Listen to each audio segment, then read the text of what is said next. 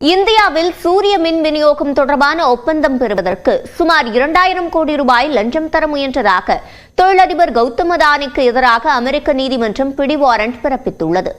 New York நீதிமன்றத்தில் தொடரப்பட்டுள்ள வழக்கில் கௌதம் அதானி மற்றும் அவரது உறவினர் சாகர் அதானி உட்பட 8 பேர் மீது ஊழல் குற்றச்சாட்டு பதியப்பட்டுள்ளது.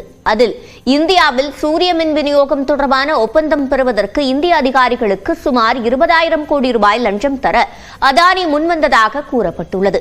இதன் மூலம் அடுத்த 20 ஆண்டுகளுக்கு அதானி குழுமத்திற்கு ஆண்டுதோறும் சுமார் 16,000 கோடி ரூபாய்க்கும் மேல் லாபம் கிடைக்கும் என புகாரில் குறிப்பிடப்பட்டுள்ளது. குறிப்பாக 2021ஆம் ஆண்டு ஜூலை முதல் 2022ஆம் ஆண்டு பிப்ரவரி வரை தமிழ்நாடு, ஆந்திரா, ஒடிஷா, சத்தீஸ்கர், ஜம்மு காஷ்மீர் மாநிலங்களில் சூரிய மின் விநியோகம் ஒப்பந்தத்தில் ஈடுபடுவதற்கு லஞ்சம் தர ஒப்புக்கொண்டதாக குற்றம் சாட்டப்பட்டுள்ளது.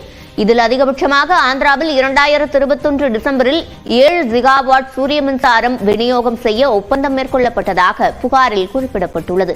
மேலும் 2020ஆம் ஆண்டு முதல் இந்திய அதிகாரிகளை அதானி தனிப்பட்ட முறையில் சந்தித்து லஞ்சம் தருவது தொடர்பாக பேச்சுவார்த்தை நடத்தியதாகவும் குற்றம் சாட்டப்பட்டுள்ளது. அது மட்டுமின்றி அதிகாரிகளுடன் சாகர் அதானி தொலைபேசியில் பேசியதற்கான ஆதாரங்களும் நீதிமன்றத்தில் சமர்ப்பிக்கப்பட்டுள்ளன.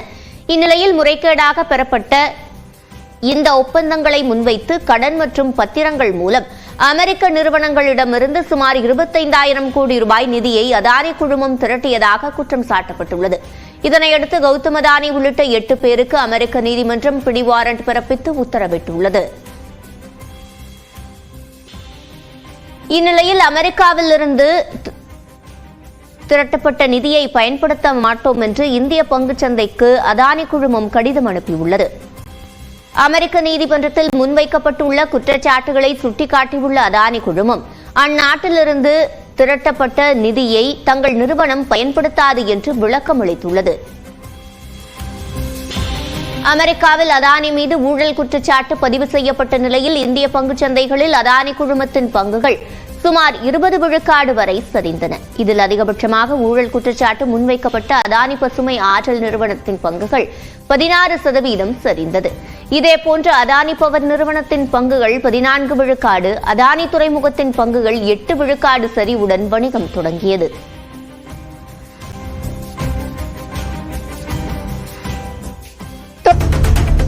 திருப்பதியில் VIP பிரேக் தரிசனம் உட்பட சிறப்பு டிக்கெட்டுகளை வாங்கித் தருவதாக கூறி 41,000 ரூபாய் மோசடி செய்த இடைத்தரகரை காவல்துறையினர் தேடி வருகின்றனர். ஹைதராபாத்தை சேர்ந்த வெங்கடேஸ்வரலு என்பவரிடம் சுப்ரபாத சேவை, VIP பிரேக் தரிசனம் உள்ளிட்டவைக்கு டிக்கெட் வாங்கி தருவதாக கூறி நவ்யஸ்ரீ என்பவர் 41,000 ரூபாய் பணம் பெற்றதாக கூறப்படுகிறது. ஆனால் செல்போனை ஸ்விட்ச் ஆஃப் செய்துவிட்டு நவ்யஸ்ரீ தலைமறைவான நிலையில் வெங்கடேஸ்வரலு திருமலை காவல் நிலையத்தில் புகார் அளித்துள்ளார். அதன் அடிப்படையில் இடைத்தரகர் நவ்யஸ்ரீயை காவல்துறையினர் தேடி வருகின்றனர். உலக மீனவர் தினத்தையொட்டி கன்னியாகுமரி கடற்கரை கிராமங்களில் மீன்பிடி உபகரணங்களுக்கு பொதுமக்கள் மரியாதை செலுத்தினர். நாகர்கோவில் அருகே உள்ள பள்ளம் கிராமத்தில் மீன்பிடி படகுகள், வலைகளுக்கு கருவாடு தோரணம், கருவாட்டில் மாலை கட்டி மரியாதை செலுத்தப்பட்டது. மேலும் அந்த பகுதியில் உள்ள தேவாலயத்தின் பங்கு தந்தை மீனவர்களுக்கு ஆசி வழங்கும் நிகழ்வும் நடைபெற்றது.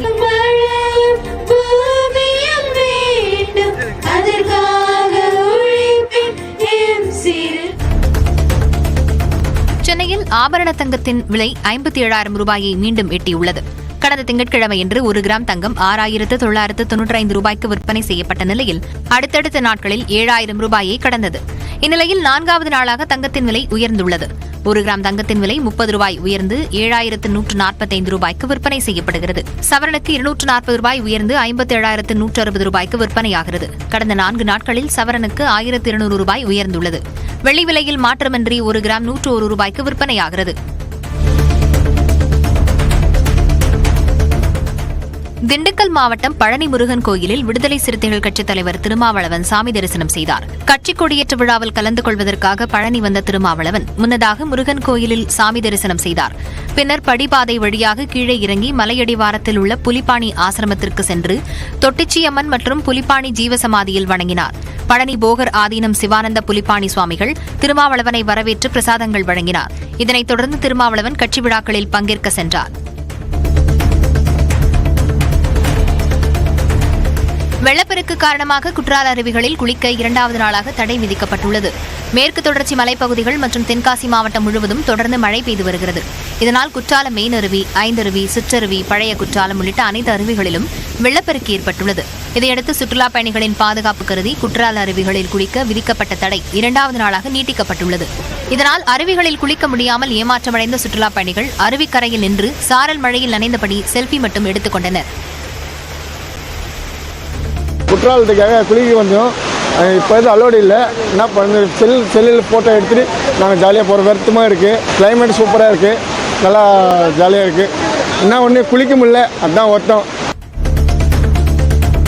கடலூரில் போக்குவரத்து சிக்னல்களில் ஆபத்தை விளைவிக்கக்கூடிய நிலையில் அந்தரத்தில் தொங்கிய அனைத்து டிஜிட்டல் பேனர்களும் இரவோடு இரவாக அகற்றப்பட்டன. திங்கட்கிழமை மாலை அண்ணா பாலம் அருகே உள்ள சிக்னலில் இருந்த விளம்பர பதாகை திடீரென கழன்று இருசக்கர வாகனத்தில் சென்ற ஆசிரியர் மீது விழுந்தது. இதில் அவர் லேசான காயத்துடன் உயிர் தப்பினார்.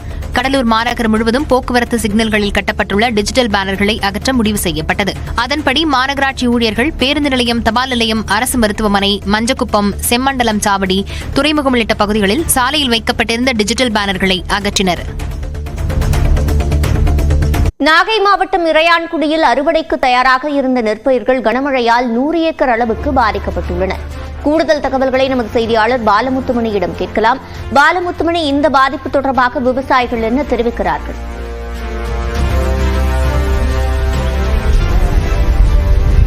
சுரஞ்சினி, நிச்சயமாக நாகப்பட்டினம் மாவட்டத்தை பொறுத்தவரை கடந்த சில தினங்களாக மழை பெய்து வரும் சூழல்ல குறிப்பாக 2 தினங்களாக கனமழை கொட்டி தீர்த்து வருகிறது. இந்த மழை காரணமாக அறுவடைக்கு தயாராக இருந்த, அதாவது சம்பா பருவத்தில் பயிரிடப்பட்ட பின்பட்ட குருவை என்று சொல்லக்கூடிய அந்த பயிர்கள் பாதிப்பை சந்தித்துள்ளது என்று கூறலாம். நாகப்பட்டினம் மாவட்டத்தில் பரவலாக 1000 ஏக்கருக்கும் அதிகமான விளைநிலங்களில் இந்த நெற்பயிர்கள் சாய்ந்துள்ள சூழல்ல தற்பொழுது நாம் இருக்கக்கூடிய பகுதியானது இறையான்குடி பகுதி. இந்த பகுதியில் பார்த்தாலே தெரியும், கிட்டத்தட்ட 100 ஏக்கருக்கும் அதிகமான அந்த அறுவடைக்கு தயாராக இருந்த பயிர்கள் தற்பொழுது வயலிலே சாய்ந்துள்ளது. வயலில் சாய்ந்து நெல்மணிகள் இந்த மழைநீரில் மிதக்கக்கூடிய காட்சிகளை நம்மால் காண முடிகிறது. தொடர்ச்சியாக இந்த மழைநீர் வடியாத சூழல்ல தொடர்ச்சியாக மழையும் பெய்து வரும் காரணத்தினால இந்த விவசாயிகள் செய்வதறியாது திகைத்து வருகிறார்கள். குறிப்பாக இந்த நெல்மணிகளை எவ்வாறு அறுவடை செய்வது என்ற ஒரு குழப்பத்தில் தான் விவசாயிகள் இருப்பாங்க. இப்ப நம்ம நேரடியாக கேட்டு தெரிஞ்சுக்கலாம், இந்த விவசாயிகளுக்கு எது போன்ற பாதிப்பு இந்த மழையினால, இதை பத்தி சொல்லுங்க. நாகப்பட்டினம் மாவட்டத்தில் முழுக்க நாங்கள் நிலத்தடி நீர் தண்ணியே கிடையாதுங்க. முழுக்க இரிகேஷனை நம்பி மட்டும் விவசாயம் செஞ்சுக்கிட்டு இருக்கோம். அந்த அளவில் குறைந்தபட்ச மகசூல் அப்படிங்கிறது உறுதியாகுதுன்னு சொன்னா அது குறுவை சாகுபடியில தான். அந்த நம்பிக்கையில தான் விவசாயிகள் தான் வாங்கி வச்ச கடனை ஏதாவது கொஞ்சம் அடைச்சிடலாம் அப்படின்னு குறுவைக்கு போனோம். அந்த வகையில் ஒரு 2 தினங்களா அறுவடை தூங்கக்கூடிய தினம். இந்த அறுவடை தூங்கக்கூடிய காலங்களில் இப்படிப்பட்ட மழை அப்படிங்கிறது எங்களுக்கு ஒரு மிகப்பெரிய இடி தாக்கக்கூடிய ஒரு விடயம். அதையும் கடந்து இன்னைக்கு மழை பெஞ்சதுல இன்னைக்கு தண்ணி வடி வச்சா கூட 10 நாள் ஆகும். இந்த தண்ணி வடிகிறதுக்கு ஒரு நாள் தண்ணியில எங்க பயிர் இருந்தாலே முளைச்சிடும். இன்னைக்கு நீங்க முளைக்கிறத பார்க்கலாம். இன்னைக்கு முளைக்க துவங்கிட்டு இந்த 6000 ஏக்கர் இன்னைக்கு விவசாயம் நாகப்பட்டினத்தில் குருவை சாகுபடிங்கிறது எப்படி நாங்க மீட்டெடுக்க போறோம் அப்படிங்கிறது தெரியல. மிக மிக வருத்தத்துக்குரிய விடயமா இருக்கு. விவசாயிகளுடைய பாதிப்பு அப்படிங்கிறது 6000 ஏக்கர் எங்களால மீட்டெடுக்க முடியாதுங்க. நிச்சயமாக, அதாவது விவசாயிக்குரிய கருத்து கேட்க முடியுது. நம்ம விவசாய சங்க தலைவர் இருக்காங்க, அவங்கள்ட்ட கேட்போம். இப்போ விவசாயிகளுக்கு இந்த மாதிரி தருணத்தில் என்ன மாதிரி கோரிக்கை, அரசு என்ன செய்யணும்? அரசாங்கத்தில் உடனடியாக செய்ய வேண்டியது, இப்போ நீர்வளத்துறை மூலமாக வடிகால் வாய்க்கால்கள்ல இருந்து தண்ணீர் வடிய வைக்கக்கூடிய சூழ்நிலையை உடனடியாக உருவாக்கணும். அறுவடை செய்து வரக்கூடிய நெல்லை உடனடியாக நேரடி நெல் கொள்முதல் நிலையை திறந்து ஈரப்பத தளர்வு கொடுத்து நெல்லை கொள்முதல் பண்ணணும். அப்படி கொள்முதல் பண்ணக்கூடிய நெல்லை உடனடியாக அரவைக்கு அனுப்புகிற பணியையும் அரசாங்கம் செய்யணும். இதை தாண்டி விவசாயிகளுக்கு உள்ள ஏற்பட்டிருக்க ஒரு இழப்புக்கு அரசு அவங்களுடைய கஷ்டத்தில் பங்கெடுக்கணும். எல்லாவற்றுக்கும் மேலாக இந்த கீழையூர் வட்டாரத்தில் இருக்கக்கூடிய கிட்டத்தட்ட 1000 ஏக்கருக்கு வேட்ட நிலப்பரப்பு கடல் மட்டத்தை விட தாழ்வான பகுதி. ஆனால் இருந்தும் விவசாயிகள் ஒரு நம்பிக்கையோடு பருவமழை கை கொடுக்கும் அப்படிங்கிற நினைப்பில் தான் இந்த விவசாயத்தை பண்ணினாங்க. முன்பட்ட குருவை அப்படிங்கிற ஒரு விதத்தில் இந்த சாகுபடி நடந்திருக்கு. இந்த சூழ்நிலையில இன்றைக்கு வரலாறு காணாத வகையில கடந்த 24 மணி நேரத்தில் இடைவிடாமல் பெய்த மழைனால இன்னைக்கு விளைஞ்ச பயிர்கள் எல்லாம் இதனுடைய தலை தண்ணீர் கோர்த்தோடு வெயிட் தாங்காம கீழே சாஞ்சி இன்னைக்கு முளைச்சு வரக்கூடிய நிலை இருக்கு.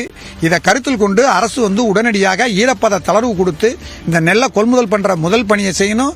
2வதாக நேரடி நெல் கொள்முதல் நிலையங்களை திறக்கணும். 3வதாக வடிகால் வாய்க்கால்கள்ல தண்ணி வடிகிறத உறுதிப்படுத்தணும்.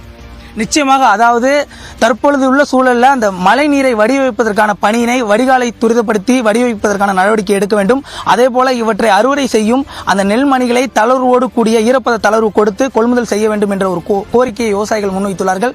இதுபோன்ற பாதிப்பு ஏற்பட்டுள்ள சூழல்ல விவசாயிகளுக்கு கணக்கெடுத்து இழப்பீடு மற்றும் இன்சூரன்ஸ் கிடைக்க வேண்டும் என்பதே விவசாயிகளின் கோரிக்கையாக உள்ளது. சிவரஞ்சனி, விவசாயிகளின் கோரிக்கை பரிசீலிக்கப்படும் என்று நம்பலாம். விவரங்களை வழங்கியமைக்கு நன்றி பாலமுத்துமணி.